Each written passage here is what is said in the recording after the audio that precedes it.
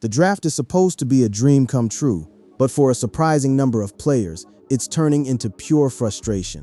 Big names, elite talents, and yet they're already unhappy with their situation, especially when it comes to money. Some feel disrespected, undervalued, and they're not staying quiet about it. We're talking about highly drafted players, some of the most promising in the league, who are so fed up they're ready to take extreme measures, walking away from their teams, refusing to play, even threatening to leave the NFL altogether or join rival organizations instead. This is more than just contract disputes. It's a full-blown drama that could shake the league. And trust me, what's coming is shocking. You're not ready for this.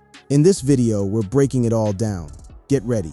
In April 2026, the NFL draft kicked off in Pittsburgh, Pennsylvania, with the Raiders officially making Fernando Mendoza the #1 pick, and the Cardinals making Jeremiah Love the highest drafted running back since Saquon Barkley. The draft ran from April 23rd to April 25th, and 257 picks were made across all 7 rounds. On the surface, everything looked normal. Names were called, hats were put on, families cried tears of joy. But underneath every handshake and every camera flash was a financial reality the league had never faced before. Fernando Mendoza, selected first overall by the Las Vegas Raiders in the 2026 NFL Draft, is in line for a 4-year, $57.3 million contract with a $38 $1 million signing bonus. According to Sportico, that sounds like a fortune, and it is. In 2026, a rookie deal is expected to top $50 million in total value for the first time. As the salary cap has continued climbing, the first 4 picks will all sign deals worth more than $50 million. But here's where the math starts to get uncomfortable. For everyone outside those top 4 slots, in 2026, the drop-off in financial value from pick number 32 to pick number 33 is around $3.23 million over the life of the 4-year deal, per Spotrac. Dropping from pick number 32 to number 33 cuts about $3.2 million from a rookie's contract. Players picked after the first round also lose the 5th-year team option and usually get only partial guarantees. And it keeps falling. Round 4, pick 101 carries a total value of $5,482,354, with a $1,194,339 salary in 2026. Round 5, pick 141 carries $4,781,518 total, with a $1,019,130 salary. By round 7, pick 257, the contract is worth $4,359,258 total, with a $913,565 salary. Now, hold those numbers in your mind. Remember them, because we're about to compare them to something that would have been unthinkable 5 years ago.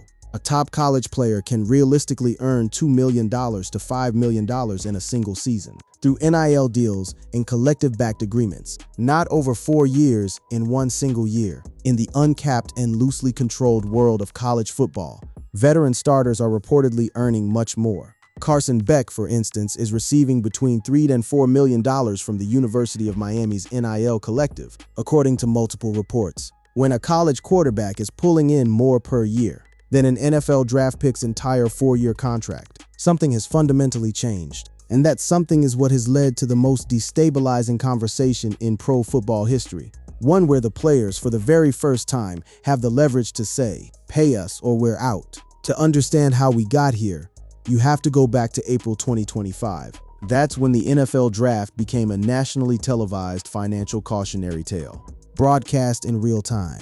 Shedeur Sanders entered the NFL draft as a widely expected first-round selection, before experiencing the most publicized slide down the draft boards in league history. After dropping out of the first round, watching Cam Ward and Jackson Dart selected before him, Sanders was then predicted to be chosen with the opening pick of the 2nd round. However, the Cleveland Browns passed on him yet again, with the New Orleans Saints selecting Tyler Schaff. It got worse. In the 3rd round, the Seattle Seahawks and Browns drafted 2 additional quarterbacks ahead of him, bringing in Jalen Milroe and Dylan Gabriel. After a wait exceeding 600 minutes, Sanders finally heard his name announced in the 5th round, as he joined the Browns in a crowded quarterback room. The financial devastation was staggering. Sanders, viewed as a candidate to be the #1 overall pick just a few months ago, cost himself upwards of $40 million. As noted by Front Office Sports, The difference between the contract for a top 3 pick, $45 million versus the 144th overall pick, $4 million, cost the 23-year-old dearly. And it wasn't just Sanders. Quinn Ewers, the Texas quarterback, had made his own gamble and lost. Ewers couldn't have returned as the Texas Longhorns starting quarterback next season, with Arch Manning taking over the job. But he had other offers. Specifically, per Horns 247, Ewers turned down an $8 million NIL transfer offer from another Power 4 program.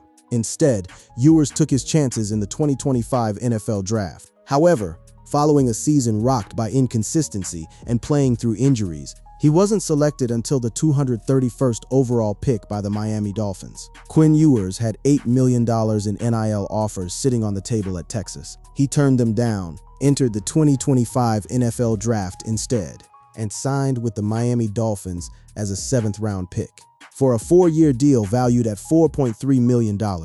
That's roughly half the college money, spread over 4 times the commitment. Let that sink in.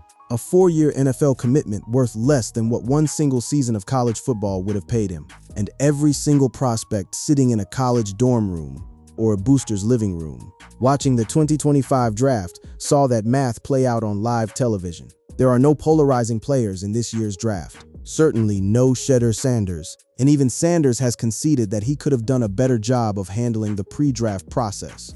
In any event, his draft drop no doubt captured every player's attention. It's not a stretch to conjecture that agents, coaches, and advisors have reminded NFL hopefuls to be respectful, to express humility and gratitude. But it wasn't just about how you conducted yourself in interviews. The Shedeur effect was deeper than that.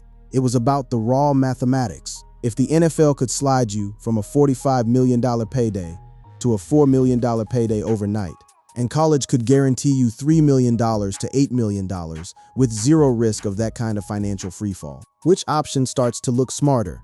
Now that the draft has concluded and Shedeur Sanders has been drafted by the Cleveland Browns in the 5th round, it begs the question as to whether or not he should have utilized his final year of college eligibility.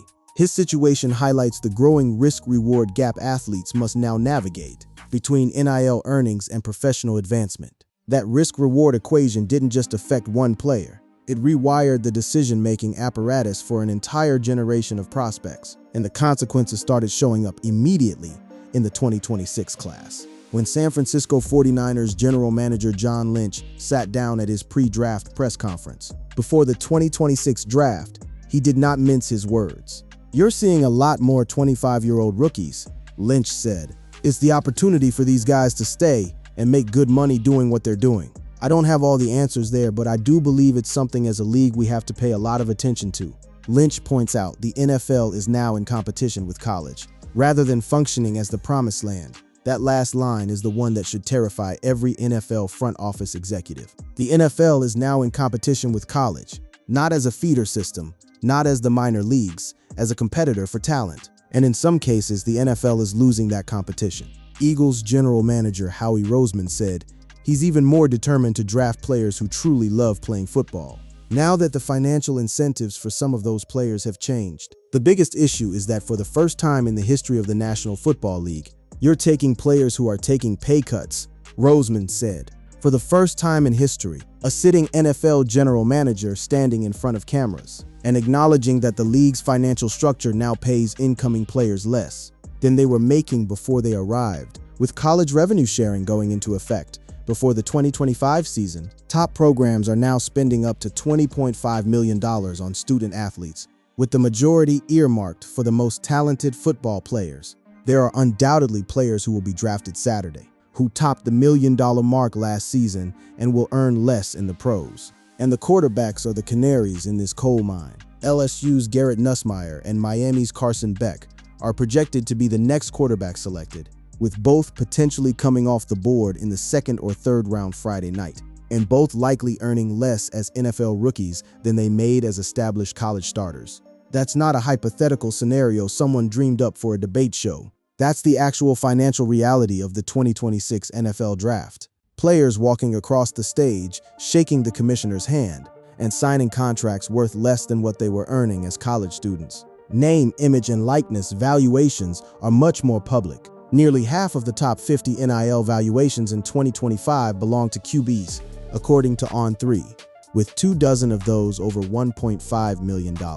And it's not just quarterbacks. This is where the overlap happens. A quarterback selected between picks 20 and 32 may earn roughly $3 million to $5 million in year one NFL cash. That is directly comparable to top-tier NIL earnings, meaning the player could be leaving a similar or even higher annual income behind in college. An early second-round receiver may earn closer to $2 million in year one NFL cash. Top college receivers at major programs are now earning in that same range, and in some cases exceeding it, through combined NIL and collective deals. For players like Quinn Ewers, who reportedly had an NIL offer twice the value of his contract, it would make sense to go back to college for another year. Even Carson Beck went back for the 2026 season to collect a bigger NIL check. And that is the quiet threat. It doesn't need to be shouted from a podium. It doesn't need a press conference. Every prospect who stays in school one more year to collect NIL money instead of entering the draft is sending the exact same message to every NFL front office. The money you're offering is not enough. Pay us, or we'll stay where the money is. The draft pool shrinks as top prospects stay in college. Mid-round talent thins out, and front office risk skyrockets. NFL teams now hire sports psychologists and restructure combine interviews around intrinsic motivation rather than financial incentive. Scouting departments built to evaluate talent are learning to evaluate character instead, because money no longer separates the committed from the uncommitted. To understand why the NFL can't simply fix this problem with a snap of the fingers, you need to understand the architecture that built it. The system that governs how much every NFL rookie earns is called the rookie wage scale, and it has a very specific origin story.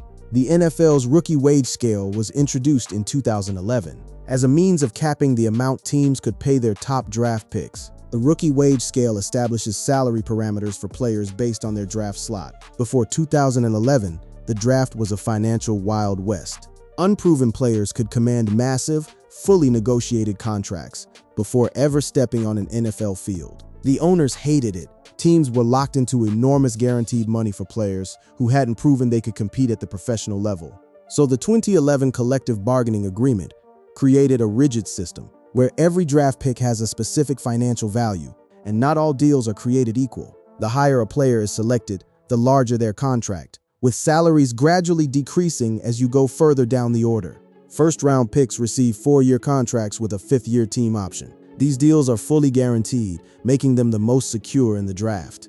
The system was designed to protect owners, and for 15 years, it worked beautifully. Because the underlying assumption was always the same. College football was free labor. Players received scholarships, room and board, and the privilege of playing on national television. The NFL was always the first real paycheck, the carrot dangled at the end of the stick. Then in 2021, everything changed. The 2021 NCAA v. Alston Supreme Court ruling put the entire amateurism model under legal siege, and rather than risk further antitrust exposure, the NCAA voluntarily opened NIL compensation in July 2021. Almost overnight, college athletes could monetize their name, image, and likeness, and the money came flooding in, first as a trickle, then as a tsunami. Within a few years, boosters were funneling millions through collectives. Programs were building war chests to retain their best players, and the financial calculus of going to the NFL versus staying in college was permanently altered. NIL played a major role in the rookie contract scale increasing as much as it has. Between 2020 and 2024, the value of the number one pick's contract went up from $36 million to $39 million. In 2025, it jumped up to $48 million, and now it's at $54 million. That sounds like the NFL is responding. And it is, at the very top of the draft. But here's the critical problem. Those increases at the top don't trickle down to the middle and late rounds. The gap between pick 1 and pick 150 remains a canyon.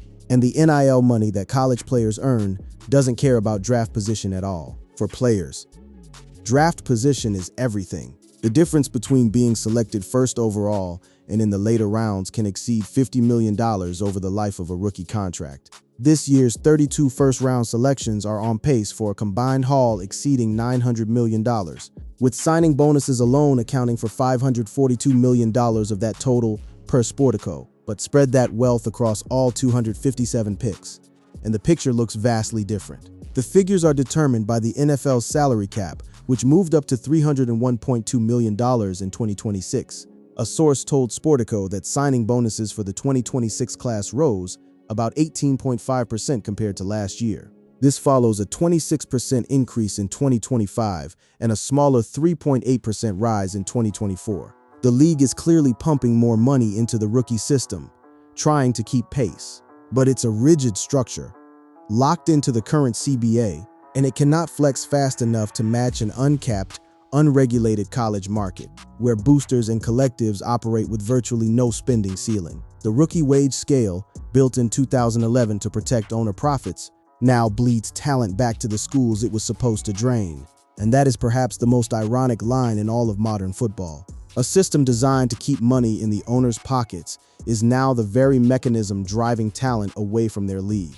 The conversations happening behind closed doors in NFL war rooms aren't about whether to adjust the rookie wage scale. They're about when and how. The NFL's next collective bargaining agreement, projected around 2030, will almost certainly address rookie scale compensation. It has to. Here's what makes the 2026 NFL draft fundamentally different from every draft before it. It's not just that some players are taking pay cuts to go pro. It's that the power dynamic between prospects and teams has shifted in a way nobody in the league office anticipated. Did you ever imagine a day when college football players would choose to stay in school for one more season rather than enter the NFL draft because of a paycheck? Welcome to the new era of collegiate sports, where quarterbacks can make more in a single season than some NFL rookies earn from their first professional deal. With the 2026 NFL draft around the corner, Mike Florio looks back to Shedeur Sanders' massive slide last year and ponders if someone like Ty Simpson could change the precedent and pull out of the draft in the NIL era. That question, could a player pull out of the draft entirely and return to college, is the nuclear option that hangs over every draft conversation now. No one has done it yet, but the financial incentive to do so grows every single year, and every NFL general manager knows it. Consider the attitude shift already permeating locker rooms. Giants running back Cam Skattebo, who just finished his rookie season, gave a revealing interview on the Roommates show where he laid out what veteran players are seeing from incoming rookies. Skattebo said the players coming out of college think they are, quote, hot shit, because they enter the NFL having already made substantial money through NIL in college. Skattebo said, like, there could be a vet that's been in the league for 3 years, 4 years, and this rookie could have come from college and already made more money than him.